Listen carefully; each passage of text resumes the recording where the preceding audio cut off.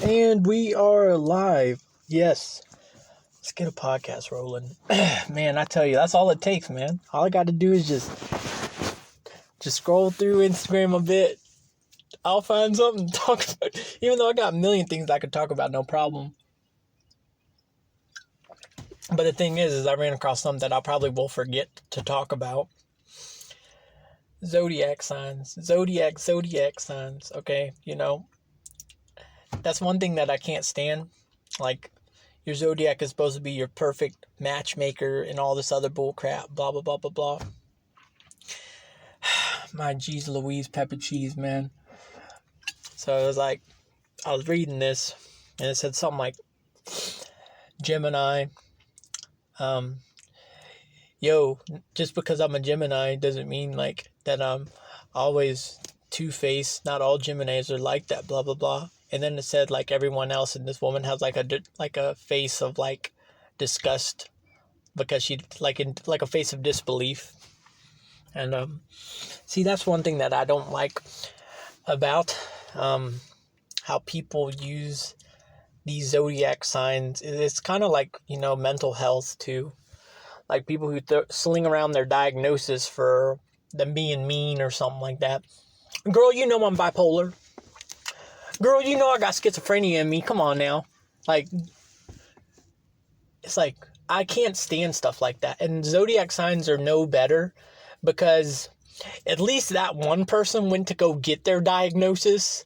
Whereas there are people who are literally hiding behind a zodiac sign that don't even know what their diagnosis is. I hate to break it to y'all.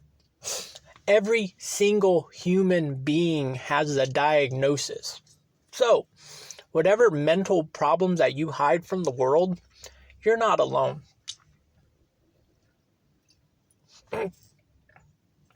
Coffee about went down the wrong pipe. But you're not alone. You're not alone. It could be very minor. It could be very, very bad. No matter what is going on in your mind that you hide from the world, you're not the only one that has that problem. You're not the only one that has that problem. But the person that slings around their diagnosis like it's nothing, oh, I'm bipolar, I'm schizophrenic, I'm this, I'm that. At least they got their diagnosis. They're not hiding behind a zodiac sign. Zodiac signs are the worst ones. Because literally, you are literally forming an opinion of someone who you don't even know. And that's one thing that I have found. Like, for example, there have been, I have had people talk about around me saying, oh gosh, ain't that just like a Leo, blah, blah, blah, blah, blah. And I'm like, but see, they weren't doing it to me. Like, they were talking to someone else. And they say, oh my gosh, you are such a typical Leo. Like, to someone else that was around me. And I'm just listening to them. And then I was like, just so you know, like, I'm a Leo too. And they say, James, you're a Leo? You don't even act like one. Like, what?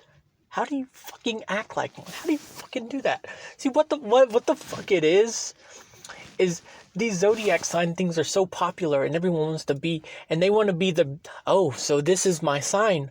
I guess this is how I am supposed to be. So I'm going to do my best and be the best Sagittarius or Aquarius or Cancer or Leo, whatever the heck you are. I'm going to be the best of the best that I can be. Girl, I'm Sagittarius. And sometimes I'll probably be just finding I'm supposed to be doing this too? Okay, I'll do this. And then they go do it. And then they say, why you do that? Like, why you're so mean like that? And like, girl, I'm a Sagittarius. Like, I don't like that stuff. I don't like it. You're literally forming an opinion over someone that you don't even know. And by the way, the horoscopes and all that stuff, now I ain't trying to get you to disbelieve. You can believe in whatever the fuck you want. But if it brings you faith and positivity, I say go for it. But to be honest, the way that stuff is formulated and stuff, it's just bringing down common traits and everything into a little zodiac symbol. I mean, almost everyone can relate to something. That's about everything of them. Everything is relatable But all they do is just categorize it under a certain thing, and they say, well, that sure as heck ain't me. That ain't my month. But then, say they quote something else from another month. Well, that kind of is me. I can agree with that. But I ain't one of those. Nope, I'm in another month. That ain't me. Like, all they're doing is just gathering a bunch of common traits and, stuff that other people obtain just to get you to say, oh, I do that. Like, something as simple as Leos really enjoy cereal on a morning Saturday watching cartoons. Oh, that's such a typical Leo right there. Oh my gosh, I can't believe that.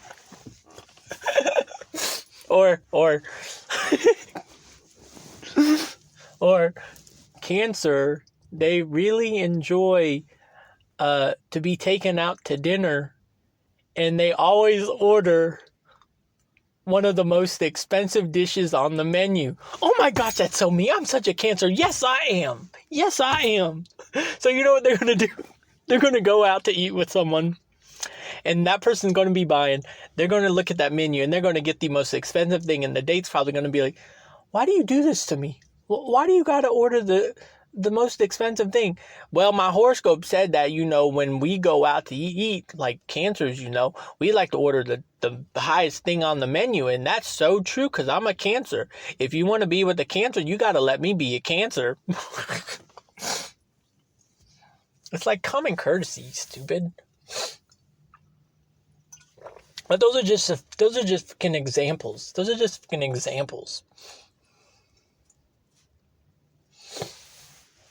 But yeah, I tell you though, man. I don't understand that stuff. I don't understand it. Why do you want to be categorized? Why do you want to? Because it's like a form of control. People are going to look into this stuff and they say, well, this is my horoscope. I got to act like this. Sure, there might be some stuff that you might disagree with. But when you start to take it serious, man, I've met some people who are serious with that stuff. I met one woman who was going crazy over me being a Leo. And I was like, she's like, I never met a Leo. You're a Leo? And I'm thinking to myself, you mean to tell me this woman has never met someone that has the birth month in, it's like what, late July and all of August or something like that? You ain't never met someone with a birthday up in there. I'm pretty sure you did. You had to have. There's no way that I was the only male. Or maybe she was just using this like a way to make me feel special or something like that. But to be honest, like, the horoscope stuff just really freaked me out. Because at first I thought it was cute. I thought it was a hobby, something cute. But no, this woman, like, she lived her life by the horoscope. Like, I mean, everything was horoscope. And I was like, man, this is just getting a little creepy a little bit. Because it's like you're letting something control your decisions and all this other stuff. And, like, a bunch of, what's the word for it? Thinking something's going to happen that day or something because your horoscope said so. So you're literally pointing out everything that could possibly be it.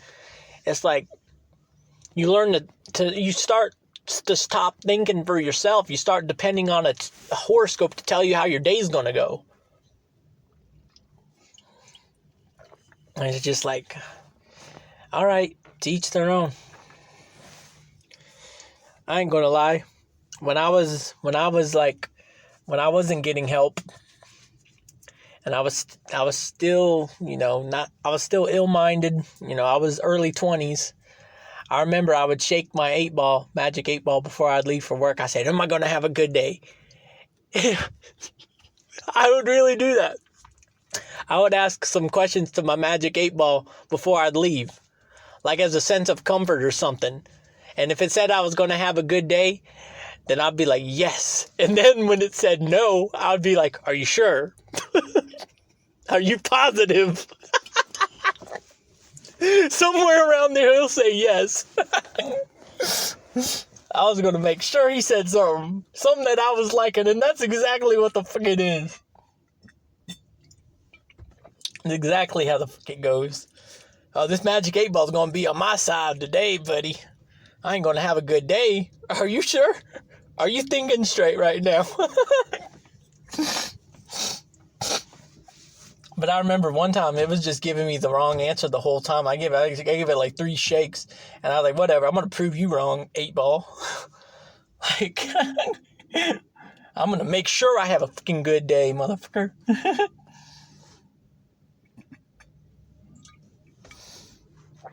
But yeah, man. Telling you, man. Oh, holy mac. Okay. Yeah. So, horoscopes, though. To each their own. If you want to believe in them, you go ahead and believe in them. I ain't trying to tell you what to believe in. You want to believe in whatever you believe in, whatever makes you happy. But at the end of the day, you're all you got. You're all you got. That's one thing you got to remember. I'll tell you though, man, I'm super thankful for all my friends though. I really, really am. I cherish them. I cherish my friends to the bottom of my heart, man. I swear, man. Like anytime, I see my friends, it's just like, I ain't never left, Like I just go spark up a conversation. We'll be talking like I ain't never left. Yeah, that's one of the best feelings that's one of the best feelings ever, man. And that's exactly how it's supposed to be. But man. That's how it is, though. That's how it is. You want to make sure you have good friends. Healthy friends, I did that post today talking about jealousy because there was a quote. You see, I follow a lot of red pill pages. Red pill pages and, and masculinity posts, because they really do help me understand a lot when it comes to, being your best form of a male figure, to the best extent. And so I'm always learning stuff. Now, of course, when it comes to these things, there are radical forms of it, and there are, just normalized forms, But you got to pick your preference. A couple of those red pill pages, they have spoke about people that are radical, and they usually warn people about those kind of YouTube pages who are just taking the red pill like to extreme levels. Which is, then that's when it goes to like the radical forms of feminism, The feminism stuff, that stuff's cool. I'm talking about when it gets to the extreme shit, that's scary as fuck. Like some of the stuff that they be talking about. Like sometimes you wouldn't, cause I had a crush on one of them. And I would keep saying, I'm a dude, right? I'm a dude, right? I'm a dude, right? Like, just some of the stuff that they say was like, that's why there was like a red pill and there's these feminists, because it's just like we need guides, but the thing is some people take their guide to be extreme measures, because face it, when it comes to parenting, it's hard to parent, and a lot of the kids go lack with what they need to learn. That's why when it comes to these red pill pages, feminists, whatever you prefer, whatever you are, woman, man, whatever the heck, there are guides, there are groups of people who help people learn the traits that they lacked growing up, So the red pill pages really do help me out a lot. They help me out a lot. I actually learned about stoicism through a red pill page. And stoicism, man, that stuff really teaches you a lot. But stoicism, that can go for female or men. What it basically is just a group of people that are helping each other form traits that were lacked during their development stages. They don't have it. Because I'm not going to lie, I was a crybaby motherfucker. I really fucking was. I was a little fucking sensitive crybaby, man. I really fucking was. I had so many problems when I was ill-minded. Ill-minded, man. Wouldn't wish it on anybody. But the sad thing is, there's a lot of people that are like that. Crybaby motherfuckers. But the thing is, I had confidence to be crying out in public.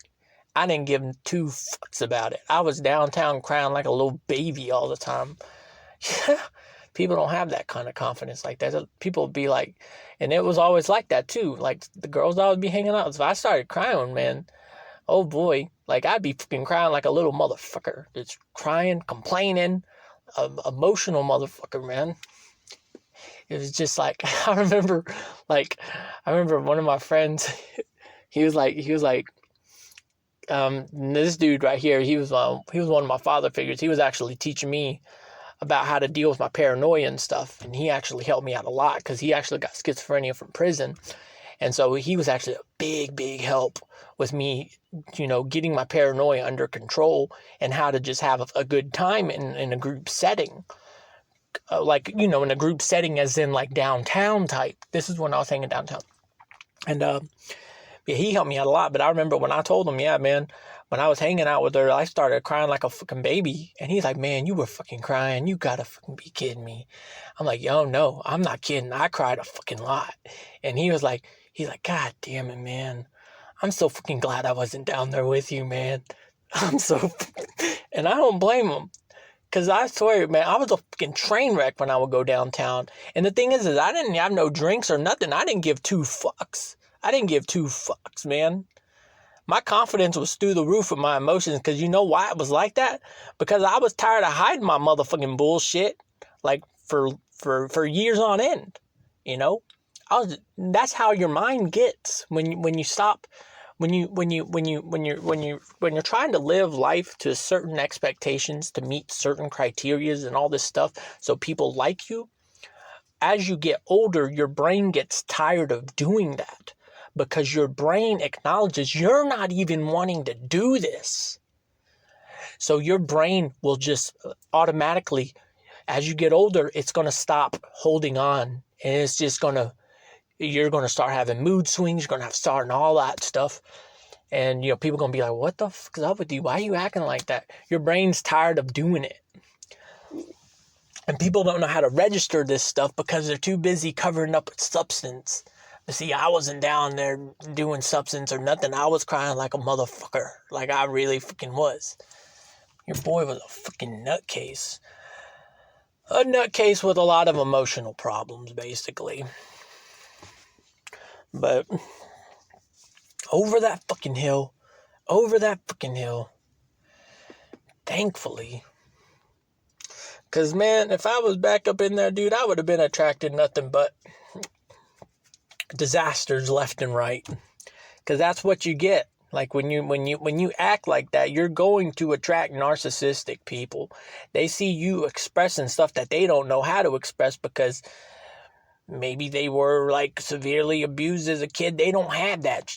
They don't know how to express that. They're going to want you because, wow, this guy has something that I don't have. I need this in my life so he could be my better half with this, And they'll use it to their advantage and bullshit. People don't know how that shit works, but that's how it works. But yeah, when you cover your stuff up with substance and substance, alcohol, all that other bullshit, you start to learn how to not be able to do that. And your mind just suppresses it because the chemicals that you're putting in your body is just making you not want to express it anymore. Which that usually leads to other problems, such as addiction and all that other bullshit. But, yeah, man. Yeah, I would not want to go back to the old me. I wouldn't want to go back to the old me. Wouldn't want to. But yeah, red pill pages, they help me out a lot, But yeah, either way, red pill feminist, pretty much all it is just teaching you traits that were lacked during your upbringing, and they're trying to put those traits in you. That's their good way of doing that. I'm telling you, life is a whole different thing, man, because that's the thing. There was another quote I posted that actually got a lot of love. Your parents, you need to forgive your parents for not loving you how you needed to be loved. And then you need to forgive yourself for looking for love in all the wrong places. Basically, what that was trying to break down was, your parents didn't give you the love and affection that you really needed, and now you have all these dysfunctional problems. So now you try to go find, where you can be loved for those problems by someone else. But you usually get into a scenario where you're manipulated for it, or don't you know that I supply you with this? Don't you know that I do this for you?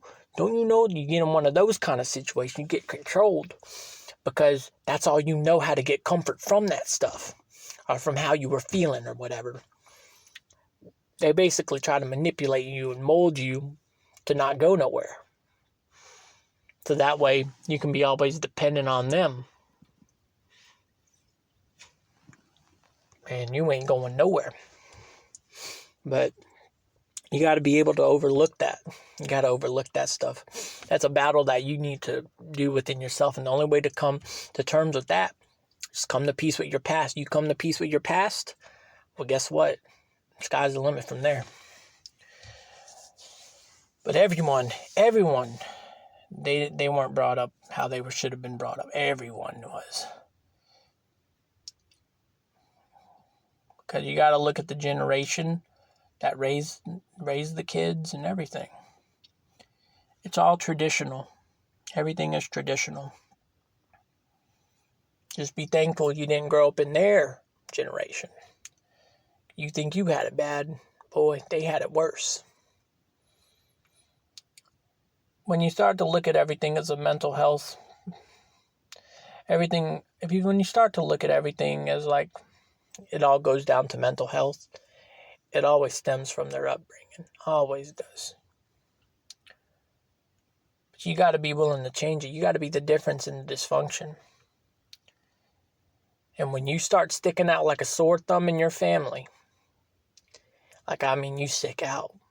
You stick out. That shows that you are being yourself.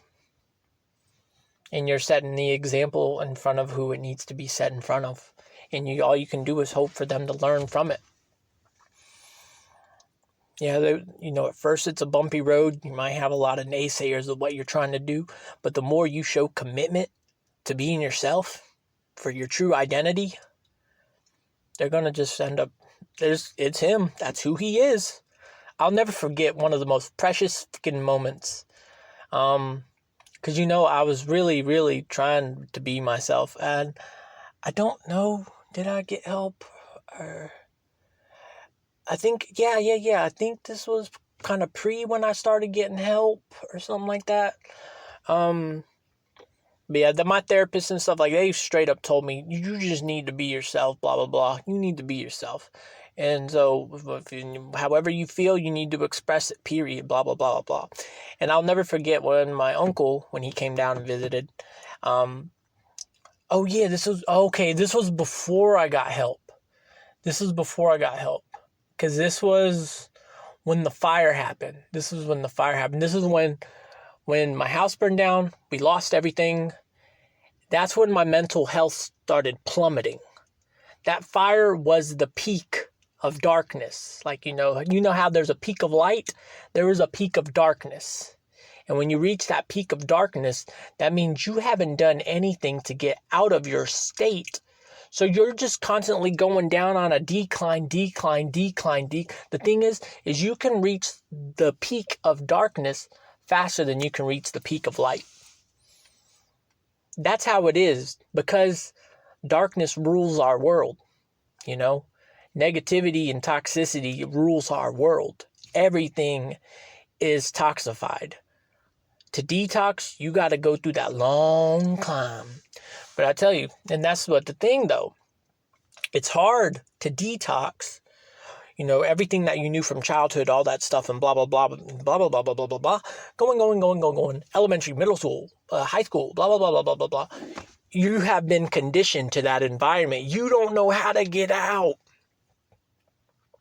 So you continue to stick to that identity that you created because you don't know no different. So what's happening? Your mental is going down on decline. Now, I didn't partake in any substances or anything because, I already knew about that stuff. I've seen the shit with my own goddamn eyes. That stuff scared the shit out of me, man. No, thank you. I've seen alcohol at its worst. I've seen all that stuff at its worst. No, thank you. And the thing is I was sober the whole time going down on that decline. So I was acknowledging everything, whereas other people, because, high school, that's when, you start to sneak in pills and all this other stuff, trying new things. You're just masking the decline, making the decline go faster. But you ain't feeling a goddamn thing because you're comforted like a motherfucker up in there. So, but the thing is, I was never content. I was never comforted. I was only comfortable in my room away from everybody, I was a reclusive motherfucking kid, okay? But yeah, so when the fire hit, there goes everything I knew. And the fucking scary thing was, and see, this is when I came up with the theory, and I released like a Donnie Darko album. It was called the Yellow Album. This was before I was HOCWWID, but I had a Donnie Darko album, and Donnie Darko was on the cover of it and everything. And how they talk about, what is that? Your moth? But anyway, so when the fire happened, right? So I was at work. I was not at home. Luckily, I work nights. Because the thing is, if I was not working nights, your boy would have been dead. Your boy would have been dead. I tell you. So in my bedroom, there was like a big AC unit thingy to control the systems and the vents and all this big old computer thing up in the attic. That motherfucker was over my fucking bed. Like, that was over my fucking bed. And they said the fire happened from the attic. Motherfucker, that attic is over my fucking room with that big old fucking computer up in there. Whatever that big old thing is called. They said that's the thing that started spreading that fire even more. See, it was a compost fire. And it went from the bottom of the house and worked its way up. And then it just skyrocketed from the attic. And that big old machine plopped. Now, this fire started happening. This was on a weekend, on a Saturday. So my parents were all gone. They were at a wedding. My parents and my sister, they were at a wedding. And let's see. The dogs, they were in a cage. They were all in cages. And they got a phone call from our neighbor. They were out smoking and they saw our house blazing up. Our house was just blazing up. Luckily, he came in, he kicked the door down, got our dogs out and all that stuff, And I get off work, I'm hearing, I forget, my grandma told me. My grandma said, James, your house is on fire or something like that on my way home. I'm like, yeah, whatever, Grandma. I didn't think nothing of it. But then when I'm pulling in the subdivision, like, I'm seeing like 2 different fire trucks, like all this other bullshit going on. But yeah, that house was scorched. And when I tell you, my room got the bullshit. Like, man, your boy was, if I was on day schedule, like motherfuckers wanted me to be on day schedule, waking up at 7 in the morning, going to bed at like 8 p.m., your boy would have been dead. Your boy would have been dead. Luckily, I'm a night owl. Luckily, I'm a night owl. Because that's what I'm telling you. People, they would always say bullshit. Everybody would. Man, I don't know why James is so weird. Why does he stay up so late? Why does he stay up so late? Why does he stay up so late? Everyone, all the normal people going to bed. Well, guess what? If this person would have went to bed around y'all's time, years later down the road, I would have been fucking dead. I would have been fucking dead. But yeah, so the rental house, we were in a rental. We started off going into a hotel. We were in a hotel for about like 2 weeks. And then we went to a rental. And during the rental, my uncle came down to visit. And I remember I went to go give him a hug on his way out. And he said, what the And he looked at my dad. He says, what are you teaching this boy? Wanting a hug? Like, he gave me a hug, though. He was joking, but that's how him and dad joke. I don't understand their sense of humor, but that's how they joke. And so he gave me a hug and everything, and it was great. But see, that's kind of how their family is. Their family, they don't do stuff like that, But I've always been that way with other people, man. Like, because I didn't get it, I didn't get much of that stuff. I didn't get much hugs or anything, So, anytime I found an opportunity, like, I would go for a hug, because at the end of the day, like, when's the next time you gonna get one, But yeah, and I remember, let's see, years down the road when my sister graduated from college, we were at this restaurant. My uncle came down, and he made sure that everyone knew. Now, James is a hugger, so if he offers you to give you a hug, you make sure you give him a hug. And I was like, God damn it, that's right. You tell him, Uncle. That's right. You tell him. Because he was telling it. He was telling it like it was. And I'm like, thank you for accepting me for how I am. Thank you. Because he didn't even say it as a joke. Like, he said it as legitimate. Because everyone was shaking hands. And I don't do shaking hands. Give me a hug real quick. Like, that's all I want. Hugs are the best. Hugs feel great. At the end of the day, it's like, you don't know when you're going to get the next one. You know what I mean? That's just how I was. But the thing is I kind of think what it was is I was just so ill-minded, and I wanted just something to release me from the mental hell that I was in. And I honestly think just a simple hug was just some form of comfort from an alien, like some kind of alien, something that's alien, foreign to what I wasn't used to. But it gave me that sense of comfort, just in the mental hell that I was in. You know what I mean? But, but eventually your family starts to come around when they see that you're not changing anytime soon. No matter how much that they throw it your way, no matter how much shade they throw your way, and you're not changing, well, guess what? They're just going to end up accepting it. Like, man, he really stands up for himself like that. He really is for real. Now your boy sticks out like a sore thumb in the family, and everyone's cool with it. You know what I mean? No one says anything. Everyone's cool with it. They see my tie-dye. They see all that stuff. They cool with it. But I tell you, it was a rough road to get up. You got to deal with a lot of shit. You got to deal with a lot of the naysayers, a lot of the people trying to give you advice not to be like that, and all that other bullshit. You got to dodge. You got to be like on the movie Dodgeball. You got to do the 5 Ds of dodgeball. Dodge, duck, dive, dip, and dodge.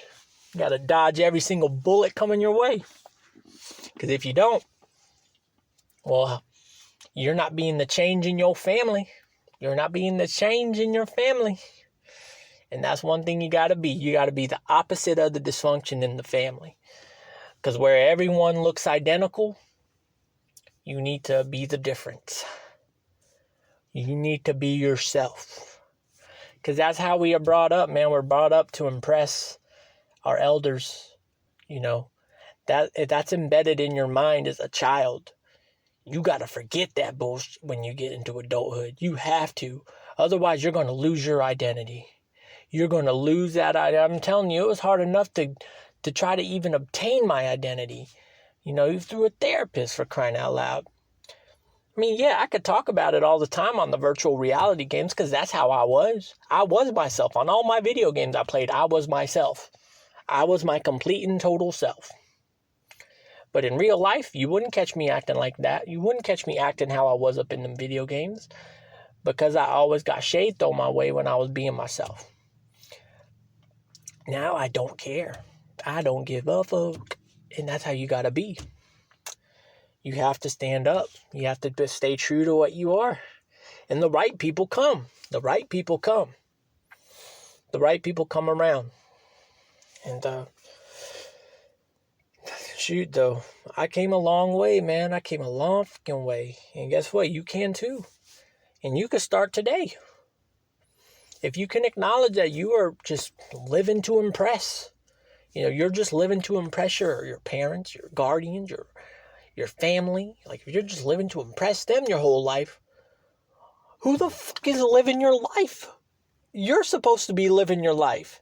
They're not in your shoes. You're in your shoes. Why do you let people decide for you? Why do you do that? You shouldn't be doing that. You should be just making your own decisions. You should be doing what you want to do, not doing what other people tell you. I'm doing just fine. But if you continue to live under impression, it only gets worse after school. Because after high school, well, then you got college. College is more of like where, you start to learn that. You mean I didn't have to ask to go to the bathroom the whole time? They do that as a sense of control. You go to college and you raise your hand to go to the bathroom, people are going to look at you sideways. What is this guy doing? It was embedded in our mind through elementary, middle, and high. Like, school, the way they teach you stuff, they got you looking like a fool in adulthood. They got you looking like a motherfucking fool. And you know what happens? The people that can't put up with when people say, did this motherfucker just ask to go to the bathroom? What is wrong with him? What is wrong with her?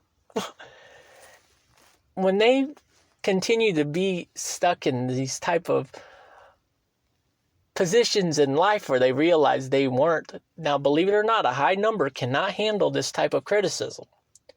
So what do you think they do? Drop out, go get a warehouse job. I'm not following my dreams. I'm going to work a job where I know I have to do what I'm told. Because that's how my schools program me. Warehouse jobs are your best friend if you want to stay that way. But I'm telling you, you learned everything wrong. And I don't know, it's really cruel how it's all set up. Because believe it or not, there is a theory that we are all raised to be basically warehouse workers and stuff like that.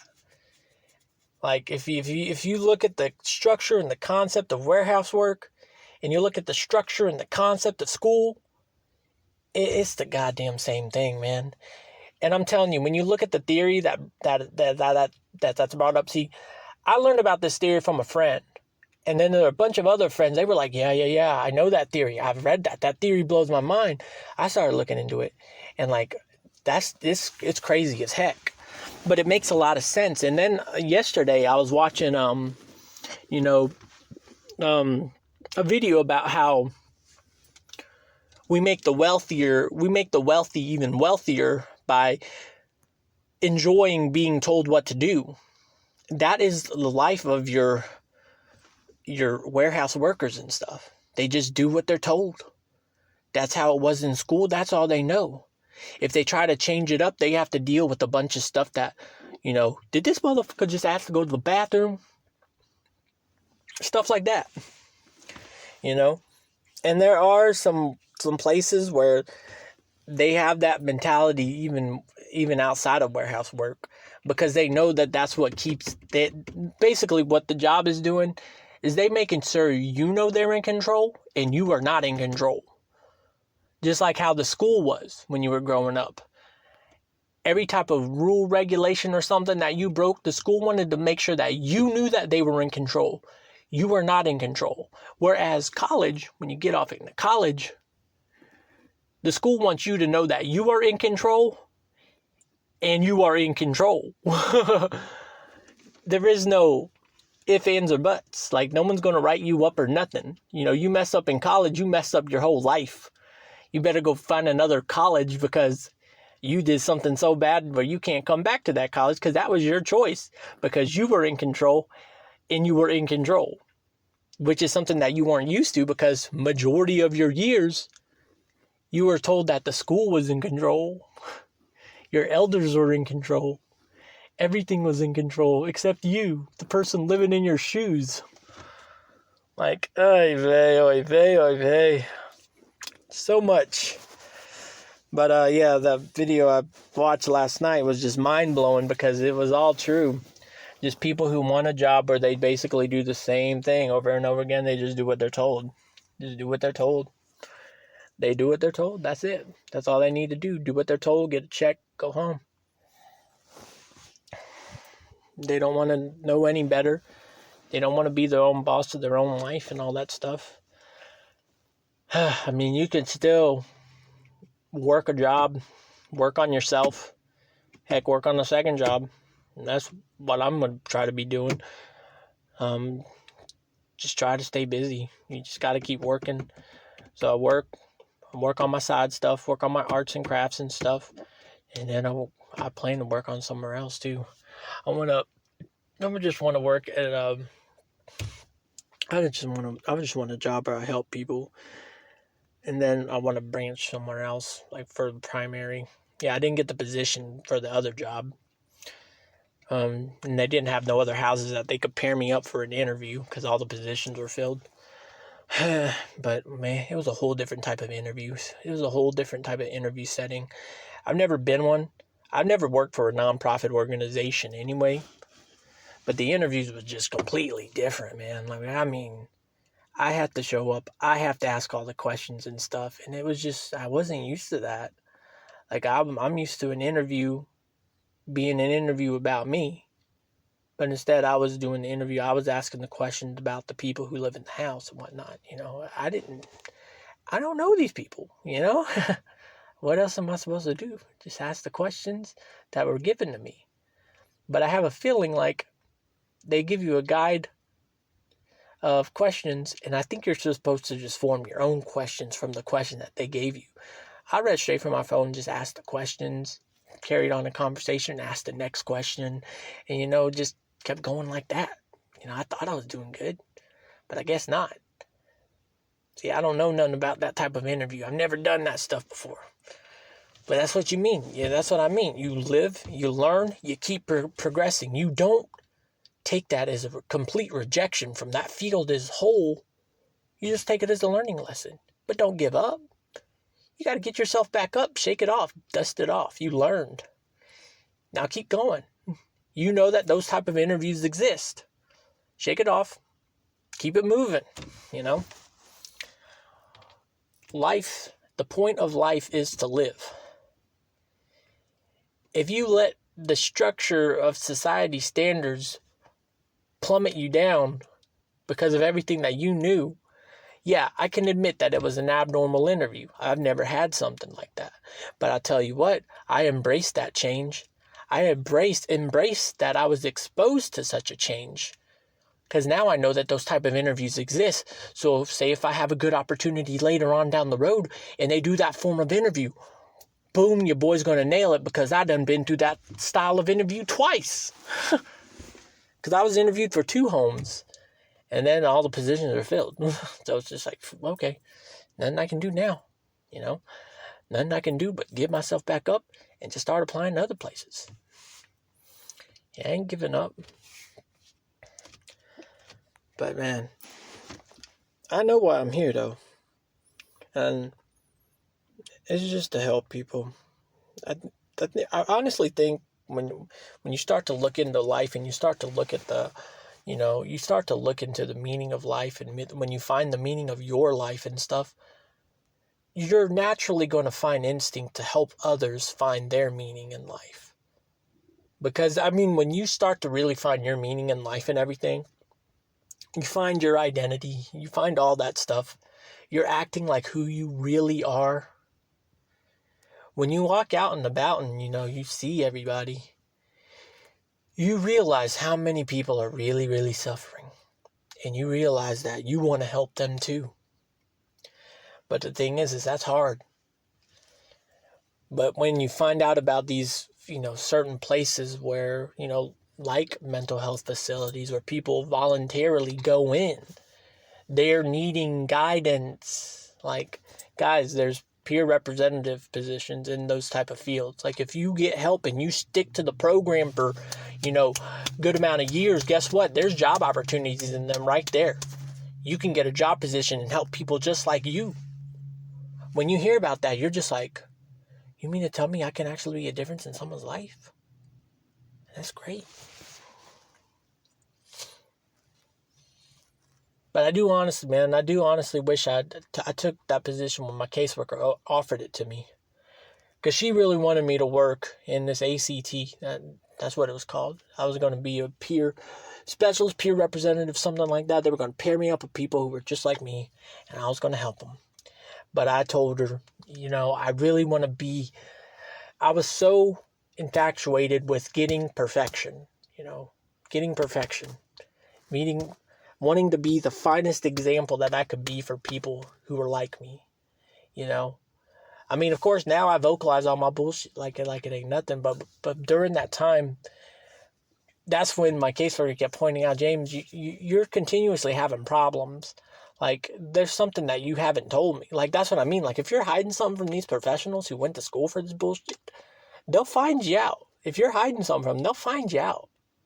That's when I started bringing up the porn addiction and all this stuff. And then they were like, oh, shit, I didn't know you had that, James. And I was like, well, I always thought it was fucking normal. And then, found out that it wasn't normal. And then I found, out that, I wasn't supposed to have access to that stuff as a kid and all this other bullshit. Like, just all kinds of fucking dysfunction. But,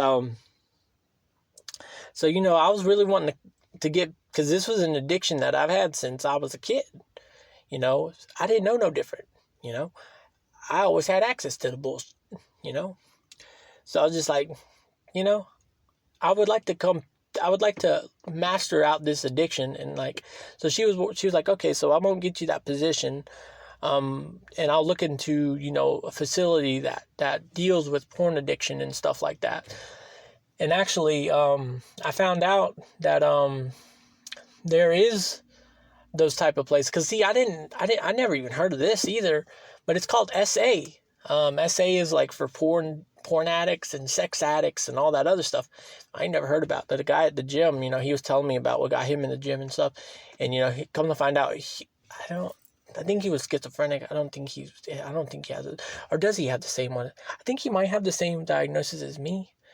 Or maybe he is schizophrenia. But he was just telling me about what he's been doing to, stay sober and all that other stuff and blah, blah, blah, blah, blah. And, I was telling him, when he was speaking about his addiction, I started speaking about mine. And, of course, mine ain't drug induced and stuff. I was just telling him about, my porn addiction and all that other bullshit. And, he was like, yeah, I have that too. I actually went to, I used to go to, SA. Have you heard of that? I never heard of SA. See, with my caseworker, what she was going to do, she was going to get me to a facility to meet up at a group setting. And that's probably what it was. It probably was going to be SA all in all. But the thing is, COVID hit and bam, just got rid of everything. And I couldn't go get perfection and couldn't get my ideology on perfection. Because the thing is, guys, you're not perfect. No one's perfect. You can't reach perfection. You accomplish that list of perfection. Well, guess what? The list has gotten bigger by then, and you missed out on your opportunity. But I know if I were to accept that opportunity when it was offered to me, I could have been making a difference in people's lives. People just like fucking me. That's what I want to do. I want to help people just like me. I want to let them know it's okay. It's okay. I used to have that too. I used to think like that too. I used to have that same problem. Just constantly give them that they're not alone. Because I know how it feels. You think you're alone. I'll never forget when I voluntarily went up in there to get help. And I was like, I don't want to get locked up in prison for the stuff that's in my mind. And I said that like a good few times with the therapist. And she's like, James, no one's going to lock you up. Okay, as long as you just stick with us and everything and you don't cause any kind of problems or anything, you should be fine.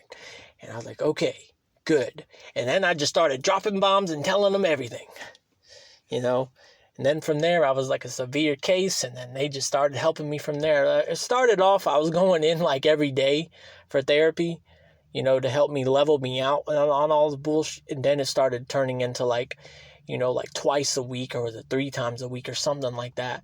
And, and you just got to work with it. Like, and that's the beautiful thing about it too. They saw the severity in my manner, in my matter, and they wanted to help. Like, and then do you know how awesome it feels to say, there's only 2 people in my town who are just like me, who are a success.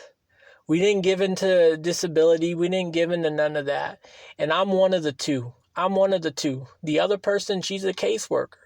Ain't never met the woman, but I'm sure she's doing phenomenal things. But I am the 2. I am the 2. 2. Now, yes, I was in a small town, but still, that's still cool as fuck, because they said a lot of people that are in my position, they usually just take the disability and just take it as is. They just go to group, or they still come into Advantage, but they don't try to be the difference with their diagnosis. They just want to keep up with it and just keep it. I didn't want to be that, because I didn't like where I was. I didn't like where I was mentally. I didn't like none of that. I wanted to be the difference within it, but I just didn't know how to get out of it. Luckily, professionals were there to help. That's why I'm thankful for just everyone who's been out of their way to help me, and all that stuff just helped me understand life. Like today, when I saw my friend, I just sat down with her and talked to her for a good 30 minutes. But I didn't ask her a single question about life for the first time. We literally just talked. And it was great. Because she's done leveled me out on relationships and all that stuff. She's done leveled me out on the knowledge that I need on that. And I just realized I didn't ask her a single question about dating or nothing. We were actually talking about other stuff, and we were talking about her life and her fiance and all that other stuff. It wasn't about me, That's progress right there. I learned from her everything that I needed to learn on that subject matter, and I'm quite content with what I have learned, See, that is the beautiful thing about people. You got to remember, you don't meet people just because. You meet people because you were destined to meet. Either they're a teacher in your life, going to teach you a lesson on something, or they're just a temporary support for something that you might be going through. But when it's their time to leave, you got to let go. You got to let go. Because their job is done. It's basically when you start to live for yourself, life comes in line with you because you have found the meaning of life, which is to live your life through you, the person living the life. If you're too busy fixated on people around you controlling and sculpting you to the best of their preference, you're not living your life. You're living a fictitious life of what people are creating for you. But during the creation of the abomination that they have created, you have lost your true identity. And the only way you're going to find that true identity, depending on how much sculpting and branding and embedding you have went through, you might have to see a professional just to level you out, to get you back to where you used to be. And when you find where you used to be, it's like a fresh, clean slate. Whew. Now you can walk up those stairs with grace because you are yourself. It starts off rough. It really does. But as long as you stay focused and you stay determined, accomplishing them goals and everything to get on track with who you really are and finding who you really are, I guarantee you, you're going to eventually find who the fuck you are. And when you do find, now, you might have an identity crisis. That's just a warning, because I had it. Suicide rates on high when you reach that identity crisis, because you start to realize, who the fuck am I? But look at it like this. You did it now. You did it now. Now get through the hell. Get through the hell. Let your body just, let your body soak it in. you finally found what you neglected. I think if you were neglected for that long, I'm pretty sure that you would be acting the same damn way. Because guess what? You did neglect yourself. You neglected your real identity to impress others. So you would have probably been acting the same goddamn way. You neglected me for so long. Kill yourself. Kill yourself. Blah, blah, blah, blah, blah, blah, blah. Like, you know what I mean? But, of course, you're going to be dealing with professionals when you go through the identity crisis. Now, if you're battling the identity crisis on your own, whoosh, stay strong, because it's tough. It's tough. Now, my caseworker, she snapped me out of it. She snapped me out of it. You know, of course, it was still rough. I was going through, like, severe, major depressive episodes a lot, every now and then. But you know what? I got through. I did fine. I mean, I was an emotional little baby during those times, too. I remember, because my caseworker, she told me to be vocal about everything. And I remember, for example, like say if you hurt my fucking feelings, boy, wait till I text this motherfucker this long-ass paragraph. And I will literally tell them, you remember when you said this, that, and the other, and the third, blah, blah, blah, blah, blah, blah. Well, listen, when it comes to my mental, I start to think like this, that, and the other, and this, that, and the third, and blah, blah, blah, blah, blah.